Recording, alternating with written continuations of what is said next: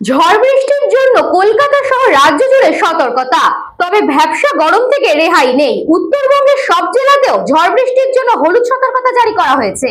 উত্তরবঙ্গের সব জেলাতে শুক্রবার ঝড় বৃষ্টির জন্য হলুদ সতর্কতা জারি করা হয়েছে।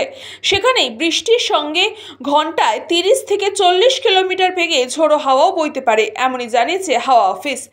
যদিও জেলার সব জায়গায় ঝড়ো বৃষ্টির সম্ভাবনা নেই। সকাল থেকেই আকাশের মুখ ভার, বেলা বাড়লে ভ্যাপসা গরম। আপাতত এমনই থাকবে রাজ্যের আবহাওয়া। আলিপুর হাওয়া অফিস জানিয়েছে, উত্তর থেকে দক্ষিণের সব জেলাতে বিক্ষিপ্ত বৃষ্টি চলবে। শুক্রবার ঝড়ো বৃষ্টির জন্য গোটা রাজ্যে সতর্কতাও জারি করা হয়েছে। দক্ষিণে কয়েক জেলায় ঘন্টায় 50 থেকে 60 কিলোমিটার বেগে উঠবে ঝড়।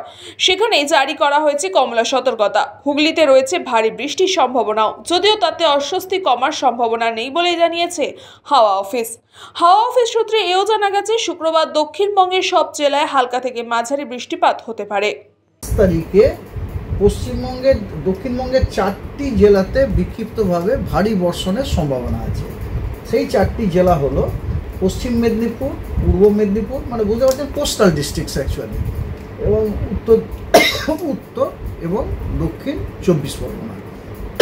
এই 4টি জেলাতে 28 তারিখ পর্যন্ত প্রতিদিনই পশ্চিমবঙ্গের সবকটা জেলাতেই বিক্ষিপ্তভাবে বজ্রবিদ্যুৎ সহ বৃষ্টি এবং তার সাথে ঝোড়ো হাওয়া, কোথাও 40 থেকে 50, কোথাও 30 থেকে 40, কোথাও 50 থেকে 60 কিলোমিটার প্রতি ঘন্টা হওয়ার সম্ভাবনা আছে।